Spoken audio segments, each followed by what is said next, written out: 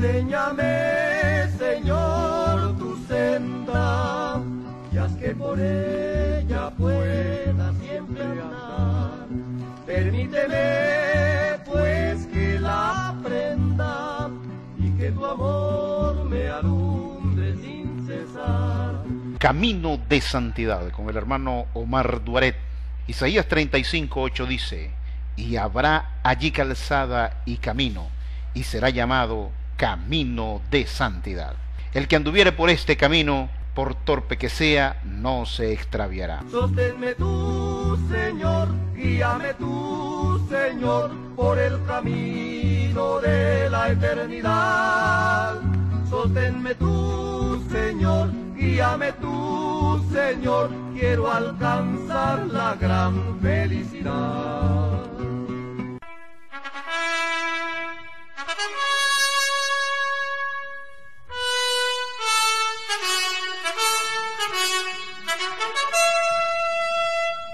Otro motivo para creer que un cristiano no puede ser funcionario público, entre ellos ser policía o militar, es aquella premisa que sostiene que eso es colaborar con la bestia que habla Apocalipsis, y arguyen que, cito, la Biblia pinta al sistema mundial de gobernación política mediante una bestia salvaje y dice que el dragón es Satanás, le dio a la bestia su poder y su trono y grande autoridad. Juan 14:30, Apocalipsis 13:2, Primera de Juan 5:19, fin de la cita. Por tanto, opinan que todo creyente cristiano que trabaje como funcionario público, cualquiera sea el caso, estaría fortaleciendo a la bestia apocalíptica y, por ende, estaría en desobediencia a Dios. Algo que estoy totalmente de acuerdo con este argumento es con la interpretación que dan de la bestia. También creo que la bestia es un sistema mundial de gobernación, un sistema de gobierno que rige al mundo, y no dos hombres, como piensan muchos cuando leen Apocalipsis 13, donde aparecen las dos bestias, y aseguran que la primera bestia es la persona del anticristo, y la segunda, la persona del falso profeta. Eso es insertarle una presuposición que en muchos casos ocurre por ser neófitos, y cuando se lee por vez primera y de manera superficial, se piensa que es eso lo que significa que son dos personas. En otras palabras, se está haciendo una lectura deductiva, no inductiva. La Biblia, dentro de ella, da su interpretación. El profeta Daniel y el Apocalipsis hablan sobre estos temas escatológicos.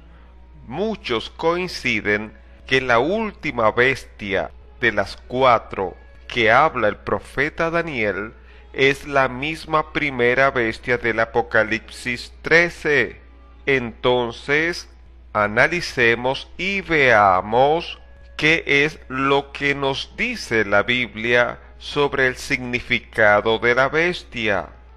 Primero, vayamos al profeta Daniel y sobre el sueño y visión que tuvo el rey Nabucodonosor sobre una gran imagen, una gran estatua. Esa estatua estaba dividida en 5 partes, el cual era un simbolismo que representaba 5 reinos o sistemas de gobierno que regirían el mundo, y luego de ellos vendría un reino que sería eterno, para siempre, el de Dios. Daniel 2:38 en adelante dice: y donde quiera que habitan hijos de hombres, bestias del campo y aves del cielo, Él los ha entregado en tu mano, y te ha dado el dominio sobre todo. Tú eres aquella cabeza de oro, y después de ti se levantará otro reino inferior al tuyo, y luego un tercer reino de bronce, el cual dominará sobre toda la tierra. Y el cuarto reino será fuerte como hierro, y como el hierro desmenuza y rompe todas las cosas, desmenuzará y quebrantará todo. Y lo que viste de los pies y los dedos, en parte de barro cocido de alfarero y en parte de hierro, será un reino dividido, mas habrá en él algo de la fuerza del hierro, así como viste hierro mezclado con barro cocido. Cuando el profeta Daniel le dice al rey Nabucodonosor que él era aquella cabeza de oro representada en la estatua, se estaba refiriendo al imperio babilónico, encabezado por él. Una vez que Nabucodonosor muere, Babilonia sigue siendo la cabeza de oro hasta el tiempo del rey Belsasar, quien fue el último rey de ese imperio. Luego se levantó el imperio medo-persa, que en cuanto a la forma de gobernar era inferior al sistema babilónico. En la tercera parte, que tenía la característica del bronce, dice que sería un reino que regiría sobre toda la tierra. Ese era el imperio griego. El cuarto reino fue el imperio romano. Y el quinto reino nos dice que su característica es el hierro mezclado con barro cocido, y que sería un reino dividido. Y como el tema de hoy no se trata de identificarlo, sino de demostrar qué significa la bestia, luego en el capítulo 7 es el profeta Daniel, no el rey Nabucodonosor, quien tiene una visión de 4 bestias, y él mismo da la interpretación de su significado. Daniel capítulo 7, versos 17 y 18 dice así: estas 4 grandes bestias son 4 reyes que se levantarán en la tierra. Después recibirán el reino los santos del Altísimo, y poseerán el reino hasta el siglo, eternamente y para siempre. Es obvio que está hablando, y que la mayoría de los eruditos cristianos coinciden en que esos reyes son reinos, no personas, y dice en Daniel 7:23 de la siguiente manera: dijo así: la cuarta bestia será un cuarto reino en la tierra, el cual será diferente de todos los otros reinos, y a toda la tierra devorará, trillará y despedazará. En Daniel 7:23 sustituye la palabra reyes de Daniel 7:17 en la palabra reino, además del hecho que la palabra escrita en el idioma original en Daniel 7:17 es Melech, cuyo significado es príncipe, reino, rey, tirano, y el traductor de la Reina Valera tradujo como reyes, y el diccionario de hebreo bíblico Moisés Chávez asegura que, cito, en Daniel 7:17 significa reinos, aunque la Reina Valera traduce también reyes. Fin de la cita. Algo digno de hacer mención es el hecho que el rey Nabucodonosor tiene un sueño donde ve una estatua dividida en 5 partes, que significa 5 reinos, y luego se establece el reino de Dios. Pero luego el mismo Daniel tiene una visión donde no ve 5 bestias. Repito, no ve 5 bestias, sino 4. Y después de esas 4 bestias viene el reino eterno de Dios. Entonces, para darle coherencia y tratar de mantener la congruencia numérica y alejarse de la disparidad, le han insertado una presuposición para lograr justificar esta diferencia en cuanto o si son 5 reinos o 4. Preste mucha atención a lo que alegan. Dicen que es Babilonia, Medo-Persia, Grecia y el Imperio Romano.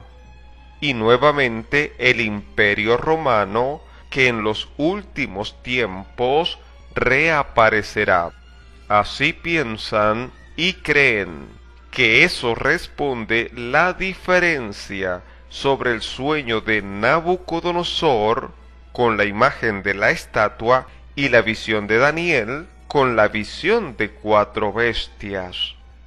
¿Qué les hace pensar que eso es así? ¿Qué les hace llegar a esa conclusión? Pues el tipo de material que compone a la imagen.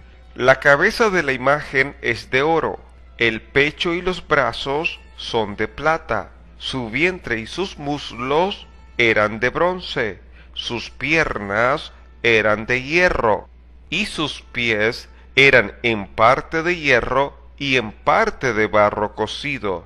Al ser la 4ª parte de hierro y la 5ª parte, que son los pies nuevamente compuestos de hierro, pero con el añadido de tener también barro cocido, entonces se imaginan que es el mismo Imperio Romano, que reaparece nuevamente en los últimos tiempos.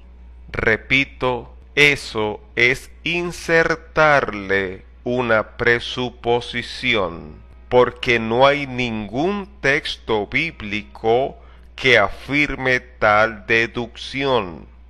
Puedo decir, por lo que nos induce el texto del sueño de Nabucodonosor, que no necesariamente significa que sea el mismo Imperio Romano que reaparecerá en los últimos tiempos, sino que indica la degradación en cuanto al sistema de gobierno desde Nabucodonosor hasta la 5ª parte de la imagen. Oro, luego se degrada en plata, luego en bronce, luego en hierro y por último en hierro y barro cocido. El problema con las personas que sostienen tal hipótesis es que es fácilmente refutable, debido a que contaron mal en lo que se refiere a las 4 bestias que vio el profeta Daniel. Ellos partieron desde la óptica, la visión, que la primera bestia es Babilonia, y por ende también dedujeron por consiguiente, según el orden cronológico, que la segunda bestia era Medo-Persia, la tercera Grecia y la 4ª el Imperio Romano, y eso les motivó creer que el Imperio Romano reaparecería en los últimos tiempos. ¿Cuál es el error de esa interpretación? El error está en que incluyeron a Babilonia en la visión de las 4 bestias. En el sueño de Nabucodonosor está claramente incluida Babilonia, porque Daniel le dice al rey que él era esa cabeza de oro. Pero en la visión de Daniel no se incluye Babilonia, porque Daniel dice, Daniel 7:17, estas 4 grandes bestias son 4 reyes que se levantarán en la tierra. Esas 4 bestias iban a surgir en el futuro del tiempo de Daniel.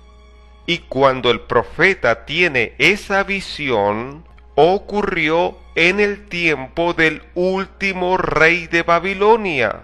Es decir, Babilonia ya estaba quedando en el pasado.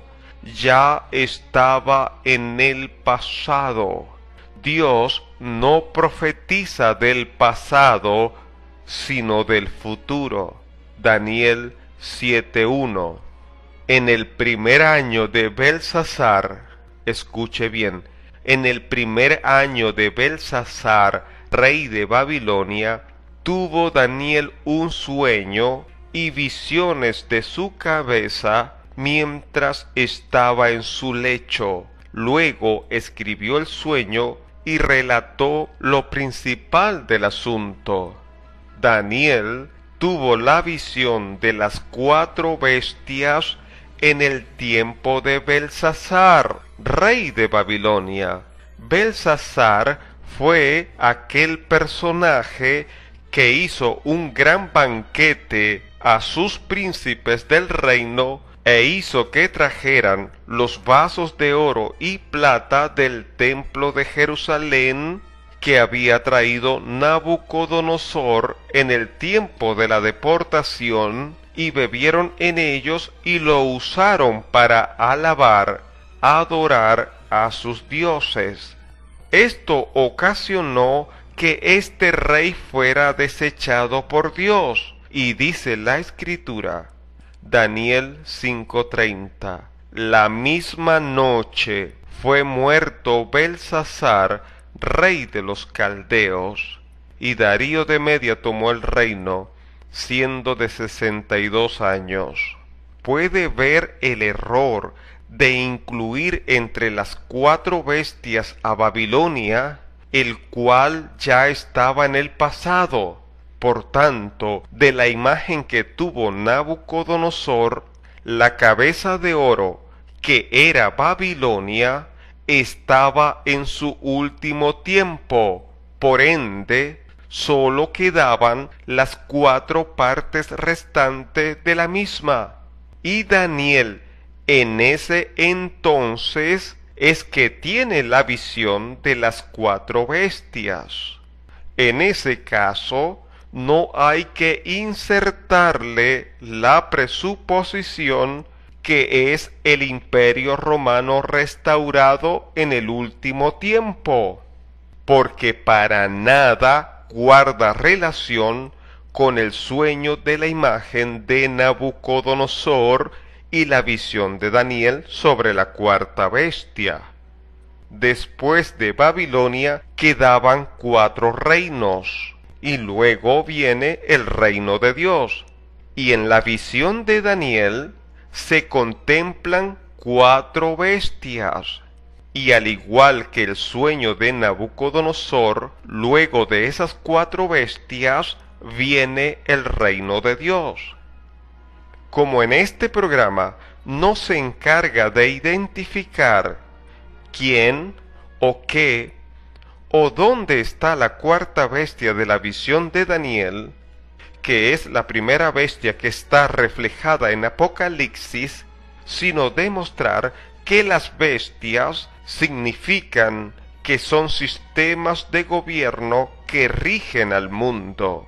En otro programa, si Dios lo permite, estaremos identificando esa bestia. También es necesario aclarar que la última bestia de Daniel y la primera de Apocalipsis tienen una pequeña diferencia en su descripción. La primera bestia del Apocalipsis tiene 10 cuernos, al igual que la cuarta bestia de Daniel. Pero, además de tener los 10 cuernos, tiene 7 cabezas. Veamos. Apocalipsis capítulo 17, verso 9 al 11, dice así: Esto para la mente que tenga sabiduría.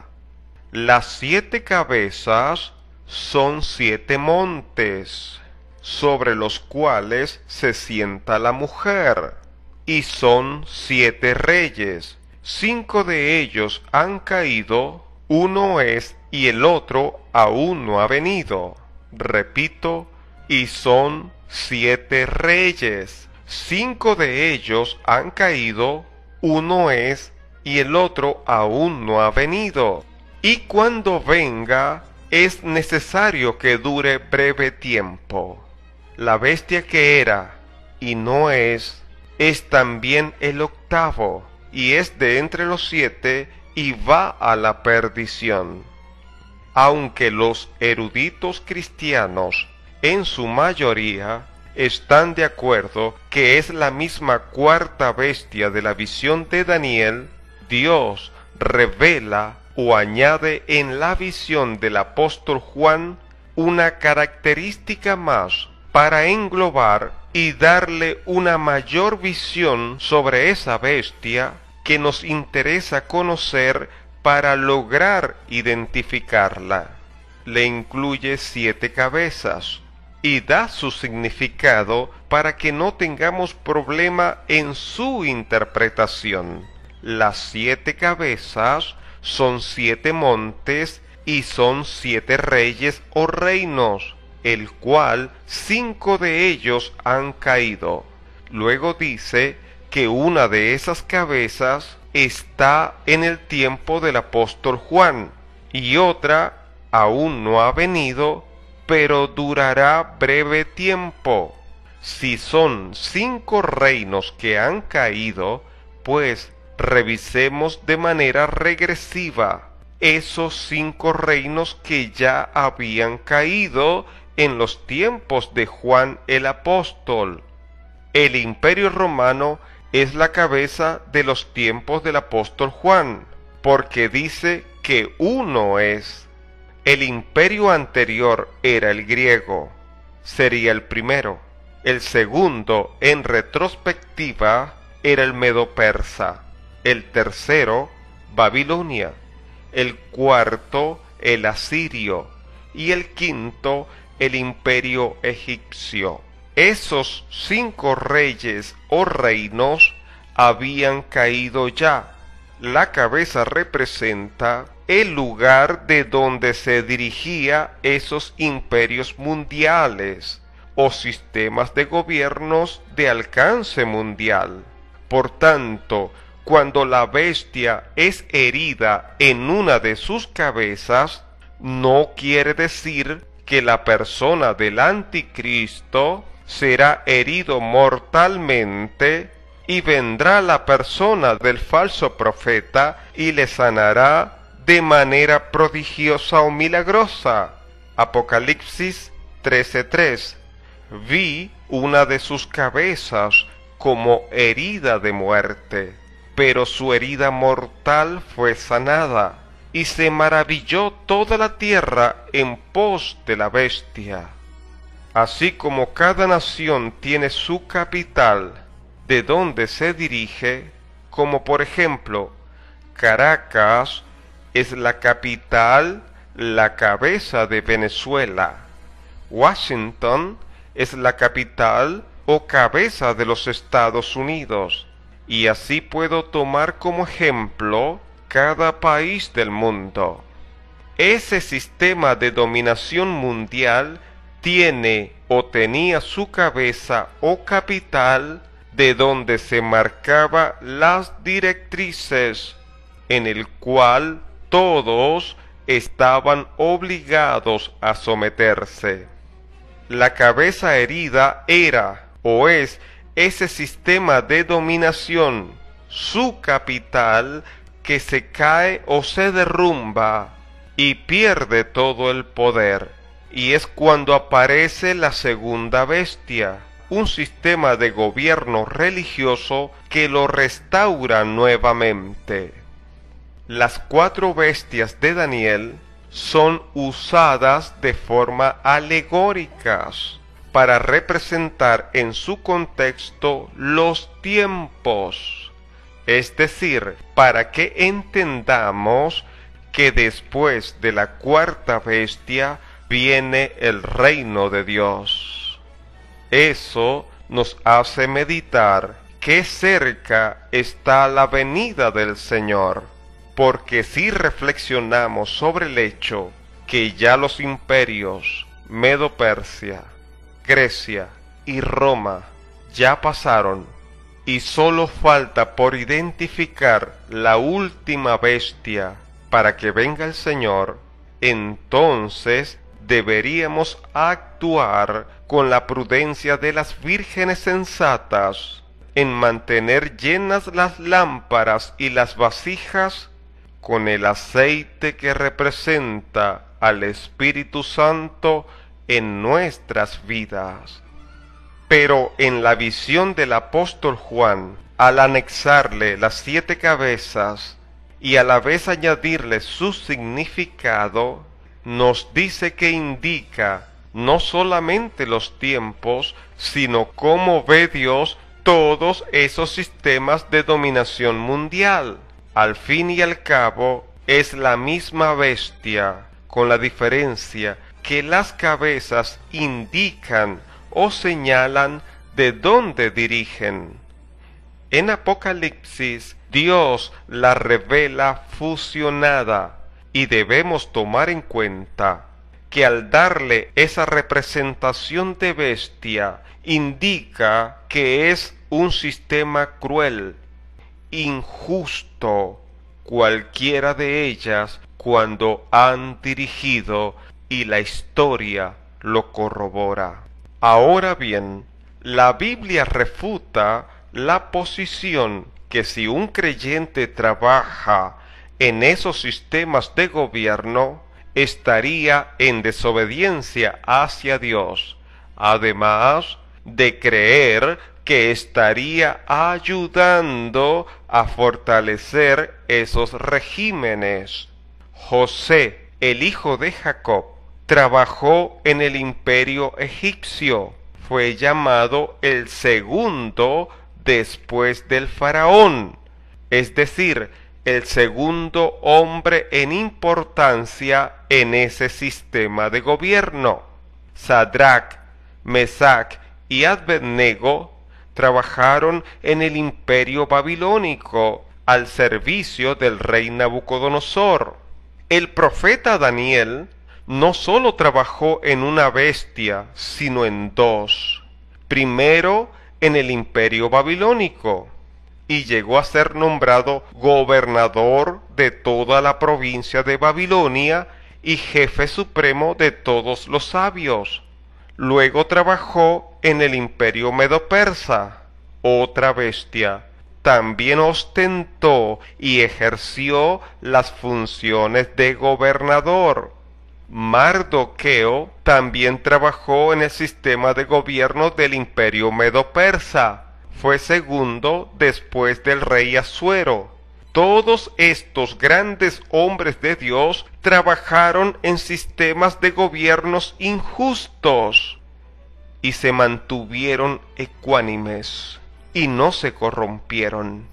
Además, que no vemos ninguna protesta o castigo de parte de Dios, sino al contrario, los defendió y ellos llevaron el conocimiento del Dios Altísimo, aún hasta los palacios de los mismos emperadores.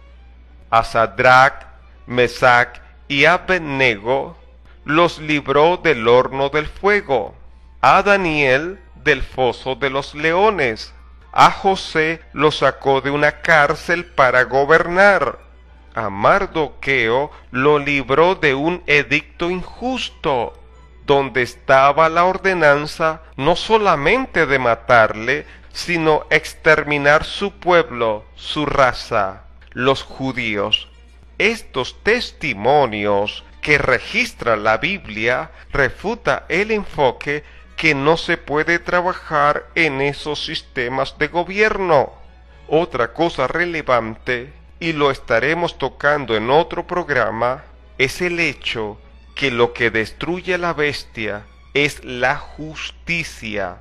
Si se deja hombres injustos que gobiernen, precisamente ha hecho que la bestia en ese caso sí se fortalezca.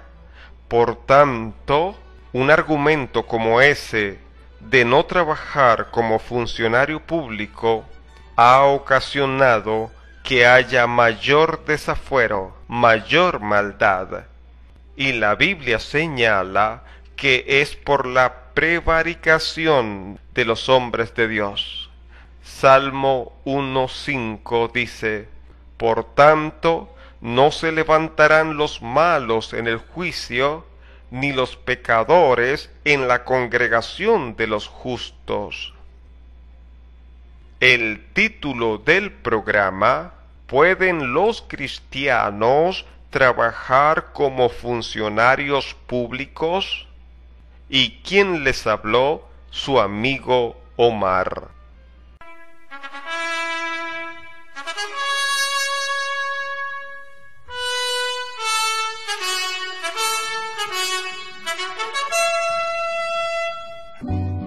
Enséñame, Señor, tu senda, y haz que por ella pueda siempre andar. Permíteme, pues, que la aprenda, y que tu amor me alumbre sin cesar.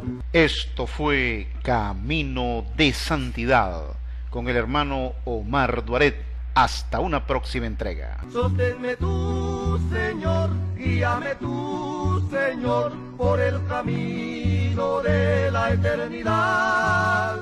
Sosténme tú, Señor, guíame tú, Señor, quiero alcanzar la gran felicidad.